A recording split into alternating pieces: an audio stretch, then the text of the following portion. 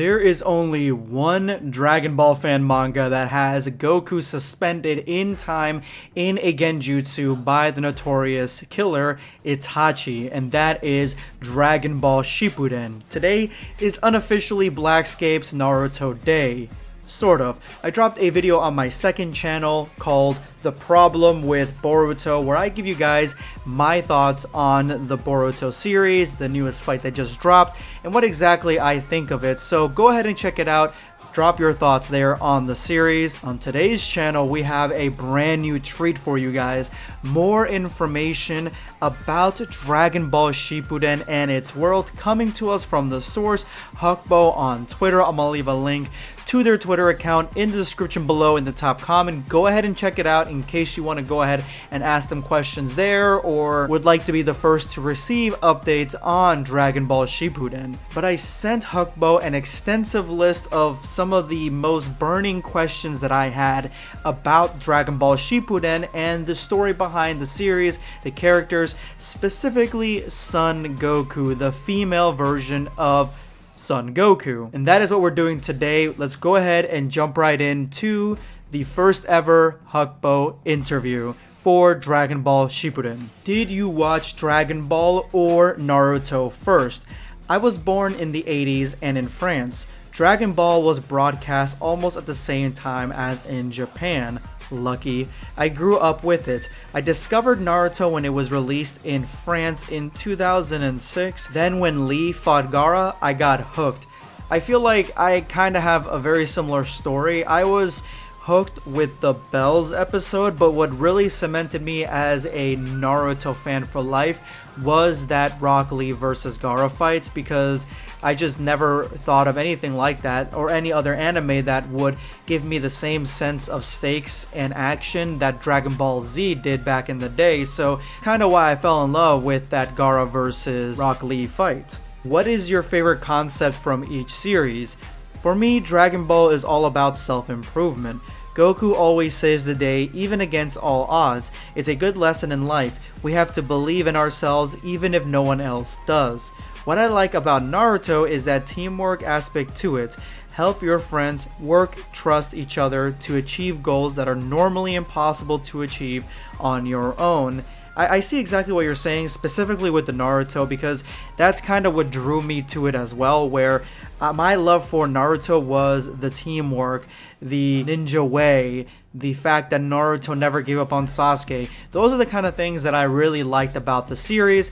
With Dragon Ball, it was very similar. I liked the self-improvement in the series a lot against all odds, although in Dragon Ball Z, very early on, they kind of rely on Goku a lot, so they definitely believe that Goku can defeat their enemies and fix their problems. But I would say that other characters like, say, Gohan was that type of character where a lot of people didn't believe that he had it in him, and then he finally showed that he did. How did you get the inspiration for Dragon Ball Shippuden?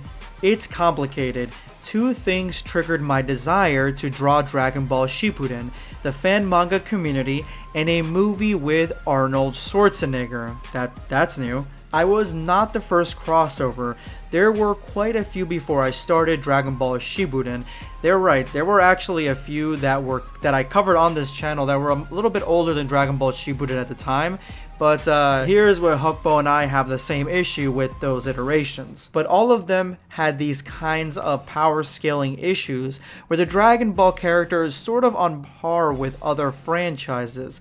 It bothered me a lot because I believe it is possible to collide two worlds without distorting them too much. I got this feeling from an old movie I loved with Arnold Schwarzenegger called Last Action Hero. In the film, the real world interacted with the movie's world in a more or less believable way, without compromise. It was pure fun. I've seen that movie a very long time ago, so I know exactly what you're talking about, and the fact that you take power scaling to such a realistic degree is probably the reason why a lot of people really jive and really love Dragon Ball Shippuden, because the power scaling is in such a way where everyone knows that Goku is on a completely different wavelength to the characters that we see in Naruto, but they have their hacks abilities, they have their smarts, they have their tactics, they have things that Goku really has never fought against. So when they do clash against each other, it is really fun. But one of the most interesting things that you dropped in here was the character of Son Goku, female Goku, that is created or at least brought into the world by Itachi. I really do believe this is one of the most interesting parts of Dragon Ball Shippuden, and it really gives added flavor to the entire manga. Was it always planned for Goku to enter Naruto world through Bulma's experiment? Yes. To make it somehow kind of canon, it had to be this way. Bulma time machines are more or less travel in time plus dimension devices. With this, Toriyama Sensei opened the door to multiverse theory. I just opened one of them. Yeah, you're absolutely right. With the whole traveling time, with the fact that Xenoverse likes to play with time and Dragon Ball Heroes literally creates new timelines, well, I mean, yeah, new dimensions, pocket dimensions, multiverse theory is something that is absolutely 100% alive and well in Dragon Ball. It makes sense from a Dragon Ball perspective, so very smart that you added a device from Bulma that pushed Goku into the Naruto world. I asked the question because I was curious if there was any other way that you might have thought, maybe something with the gods or something along those lines, maybe Whis. How did you handle the power scaling in the manga? In the Narutoverse, Goku is the strongest in Super Saiyan 3. This guy can vaporize an entire galaxy. At the moment in the Naruto world, there is no need to even try fighting this guy head on. At the moment, at the beginning of Naruto Shippuden, there really aren't any characters that can kind of like blow for blow go anywhere close to even Super Saiyan 3, let alone Super Saiyan. Maybe at the end of Naruto Shippuden there are a few characters that may be able to go for a little bit, but still it's a tall order. But in the Naruto world, they're not that helpless. Goku is a force, true, but they're smarts, which essentially just means that Goku is a force of nature. He is extremely powerful, but there is a lot more that goes into it when it comes to the Naruto world, specifically about, again, strategy, tactics, genjutsu, and intelligence. Why do the Akatsuki want Goku? Officially, within the period of time, the Akatsuki is looking for tail beasts to turn them into Biju, a weapon of mass destruction. It would make sense for them to look for Goku instead of every beast, but we all know that's presented on the surface. Things go deeper than that. So there is a deeper plan within this this scheme, I guess, to get the tail beast that we already know in Naruto Shippuden. I'm assuming they would probably just treat Goku as one. Maybe Hakubo has something different for the way that the Akatsuki use Goku in the future of this manga. How did you come up with the concept of Son Goku? And this is kind of what I really want to know, these next two questions. It came naturally. First, when I was little, there were a show that was going on at the same time as Dragon Ball, Ranma and a half. And I really liked the way they handled the gender bending aspect of it. And I found myself often wondering what would happen if Goku were a girl. Then years later I saw Matrix with Entangled Reality. I found the idea of reality interesting.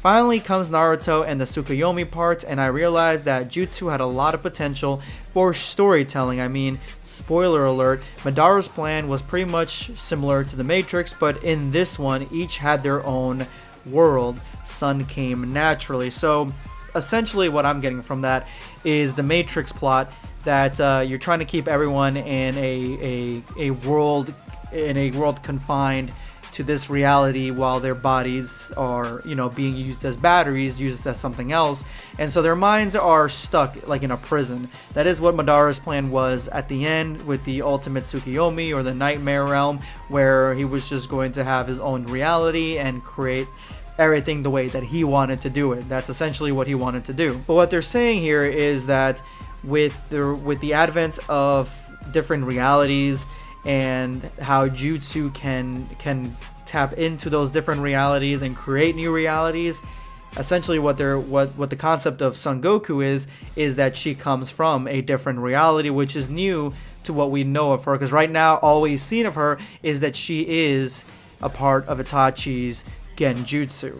So this is when I asked the question, who is Son Goku? Son Goku is the female version of Son Goku. She was raised by her grandfather, Son Gohan, and started the same journey as his, but being a girl ignites a butterfly effect. At first, it seems their story is similar, but the more we continue in her storyline, the more they diverge. So, combined with the last answer, what I'm getting from this is the way that Sasuke in Boruto can kind of go between dimensions, the way the Sharingan works, the way that it kind of can go between realities, make new realities. Essentially what I'm getting here is that Son Goku is from a parallel reality.